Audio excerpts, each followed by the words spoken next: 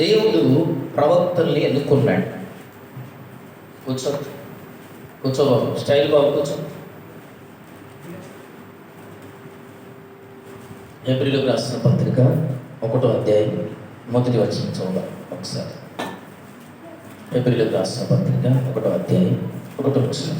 పూర్వకాలమందు నానా సమయములలో నానా విధములుగా ప్రవక్తల ద్వారా మన పితరులతో మాట్లాడిన దేవుడు. హల్లెలూయా. దేవుడు పూర్వకాలమందు ఎవరితో మాట్లాడాడట? ప్రవక్తల ద్వారా మనతో మాట్లాడిన దేవుడు. ఈ దినం వాక్యం వింటున్న ప్రియ సహోదరి, ప్రియ సహోదరులారా, బైబిల్లో చాలా మంది ప్రవక్తలు ఉన్నారు. అమ్మ నా వైపు చూడాలి. చాలా మంది ఎవరున్నారు? ప్రవక్తలు ఉన్నారు. అందులో పెద్ద ప్రవక్తలు ఉన్నారు, చిన్న ప్రవక్తలు ఉన్నారు. బైబిల్లో పెద్ద ప్రవక్తలు ఉన్నారు, చిన్న ప్రవక్తలు ఉన్నారు. చాలా మంది ప్రవక్తలను దేవుడు వాడుకున్నాడు. ఏం చేశాడు? దేవునికి దొరికిన వాళ్ళను దేవుడు వాడుకుంటాడు. ఎవరినమ్మా? దేవుని మాట వినే వాళ్ళని దేవుడు వాడుకుంటాడు. ఎవరిని వాడుకుంటాడు? కాదా? నిన్ను నీ ఇంట్లో ఉన్నోళ్ళు, పెద్ద మనుషులు, డబ్బు ఉన్నోళ్ళు వాడుకోవట్లా? అవునా కదా?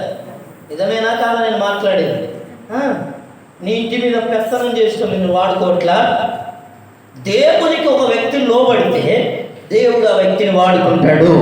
ఆమేన్, హల్లెలూయా. దేవుని మాట వినేవారిని దేవుడు వాడుకుంటాడు. అయితే ప్రవక్తలను దేవుడు వాడుకున్నాడు. ఎందుకు వాడుకున్నాడంటే, కొంతమంది దేవుడు మనుషులతో మాట్లాడడానికి వాడుకున్నాడు. ప్రవక్తలు ఎందుకు వాడుకున్నాడు? ప్రజలతో మాట్లాడడానికి వాడుకున్నాడు. రెండవదిగా దేవుడు ప్రవక్తల్ని అందరిని ఒకలాగా, ఒక్కొక్కరిని ఒక్కొక్క రకంగా వాడుకుంటాడు. ఆమేన్. దేవుడు ఏం చేస్తాడమ్మా? ఒక్కొక్కరిని ఒక్కొక్క రకంగా వాడుకుంటాడు. మూడవదిగా దేవుడు ప్రవక్తలను ఎందుకు వాడుకున్నాడంటే, నశించిపోతున్న వారి కొరకు దేవుడు ప్రవక్తల్ని వాడుకున్నాడు. ఎవరి కోసం? నశించిపోతున్న వారి కోసం. నాలుగవదిగా జరగబోయే సంగతులను చెప్పడం కొరకు దేవుడు ప్రవక్తల్ని వాడుకున్నాడు. దేని కొరకు? అయ్యా నాకెందుకు మాట్లాడుతున్నా, నువ్వు నాతో మాట్లాడు. జరగబోయే సంగతులను తెలియజెప్పడం కొరకు దేవుడు ప్రవక్తల్ని వాడుకున్నాడు. చివరిగా దేవుడు ప్రజల్ని హెచ్చరించడానికి దేవుడు ప్రవక్తల్ని వాడుకున్నాడు. మొట్టమొదటిదేమో మాటలు. దేవుడు ఇదిగో తన ఉద్దేశాలను ప్రజల పట్ల, సంఘం పట్ల, కుటుంబాల పట్ల, దేవుని యొక్క ప్రణాళికలను తెలియజేయడానికి దేవుడు ప్రవక్తల్ని వాడుకున్నాడు. ఒక్కొక్కరిని ఒక్కొక్క రకంగా వాడుకున్నాడు. ఇంకేమంట? నశించిపోతున్న వారి కొరకు దేవుడు ప్రవక్తలను వాడుకున్నాడు. ఇంకా జరగబోయే సంగతులను తెలియజేయడం కొరకు ప్రవక్తలను వాడుకున్నాడు. ఇదిగో ప్రజలను హెచ్చరించడానికి దేవుడు ప్రవక్తలను వాడుకున్నాడు. అందులో యెహెజ్కేలు అనే ప్రవక్త ఉన్నాడు. ఎవరమ్మా?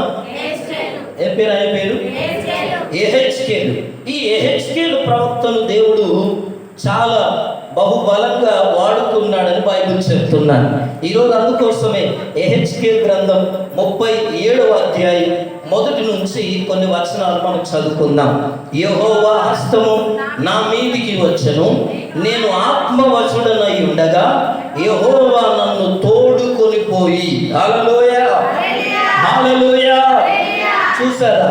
ఎవరైతే దేవునికి సమీపంగా ఉంటారో, ఎవరైతే దేవునికి దగ్గరగా జీవిస్తారో, ఎవరైతే దేవునికి అనుకూలంగా ఉంటారో, ఎవరైతే దేవుని దగ్గర ప్రభునందు ప్రియులారా దేవునికి అనుకూలంగా ప్రవర్తన గాని, ఆలోచన గాని, పద్ధతి గాని, క్రమము గాని, మర్యాద గాని, మాట గాని, ఎవరైతే దేవునితో సత్సంబంధం, ఏమంటారు, దగ్గరి సంబంధం కలిగి ఉంటారో దేవుని ఆత్మ వారిని వశిస్తుంది. హల్లెలూయా. దేవుని ఆత్మ వారిని నింపుతుంది. దేవుని శక్తి వారిని నింపుతుంది. దేవుని ఆత్మ వారిని నింపుతుంది. దేవుని బలం వారి మీదకి వస్తుంది. దేవుని శక్తి వారి మీదకి వస్తుంది. దేవుని ప్రభావం వారి మీదకి వస్తుంది. ఎవరి ఎక్కుతావా? ఎవరికి వస్తుంది దేవుని ప్రభావం? దేవుని శక్తి ఎవరి మీదకి వస్తుంది? దేవుని ఆత్మ ఎవరి మీదకి వస్తుంది?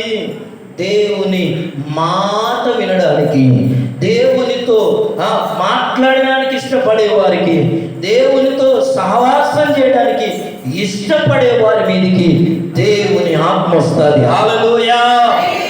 దేవుని హస్తం వస్తుంది, దేవుని శక్తి వస్తుంది. అందుకోసమే హెచ్కేల్ మీద కట దేవుని హస్తం వచ్చేది.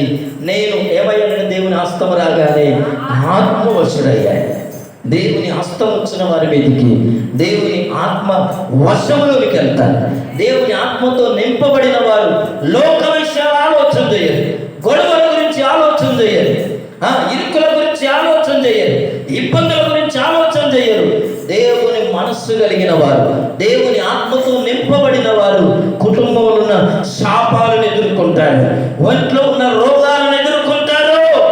ఎవరు ఎదుర్కొంటారు? దేవుని ఆత్మతో నింపబడిన వారు. కనుక ఆత్మవశుడైన ఉండగా ఎవరైతే దేవుని హస్తం వారి మీదకి వస్తారో వారు ఆత్మతో నింపబడతారు. ఎవరైతే ఆత్మతో నింపబడతారో వారు దేవుని చేత నడిపించబడతారు. హల్లెలూయా! ఏం చేయబడతారు వాళ్ళు?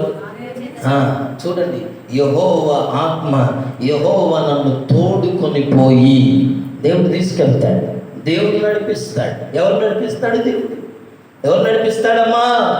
బూతులు మాట్లాడేటోళ్ళను కాదు, చెడ్డ మాటలు మాట్లాడేటోళ్ళను కాదు, ఎదుటి వారు తీర్చే వాళ్ళని కాదు. వాళ్ళు నడిపించేది ఎవరంటే ఎప్పుడు దుష్టుడు, దురాత్మ, అపవాది, సాతానుడు దేవునికి వ్యతిరేకమైన విషయాలు చేస్తారు.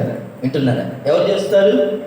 దేవునికి వ్యతిరేకమైన పని ఏదైనా ఉందంటే అది చేసేవాడు ఎవడంటే అపవాది. నేను మందిరానికి లేట్ ఎపోదాంలే పాట అవుతుందని చెప్పేటోడు ఎవడో తెలుసా? అపవాది. నిన్ను వెనుకబడేసేది ఎవరంటే అపవాది. నిన్ను లొంగ తీసుకునేది ఎవరంటే అపవాది.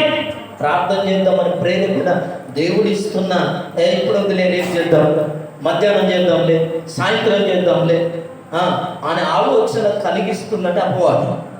దాన్ని మాట విని చాలా మంది లోబడిపోతున్నారు. అంతేలే, ఇప్పుడు వద్దులే, సాయంత్రమే చేద్దాం అనుకొని ఏం చేస్తారు? అపమానిస్తారు. నువ్వు ఎవరు మాటినట్టప్పుడు? ఎవరు మాటినట్టమ్మా? అపవాది మాట. ఇవన్నీ మనం ఎరగాల. వాని శక్తి, వాని తంత్రములు మనం ఎరగాల, వాని ఆలోచనలు మనం ఎరగాల. అందుకోసమే ప్రభునందు ప్రియులారా జరిగింది ఏంటో తెలుసా? ఇదిగో ఆయన నన్ను తోడుకొని పోయి ఎముకలతో నిండి ఉన్న ఒక లోయలో నన్ను దింపెను. ఎక్కడ దింపాడట? చాలా ఎముకలు ఉన్నాయి, శవాల బొక్కలు. అమ్మ నా వైపు చూడాలి, నా వైపు చూడాలి. కిందికి తలకేసుకుంటే ఏమవుతుంది? ఎక్కడమ్మా? ఒక శవాల సమాధుల లోయ.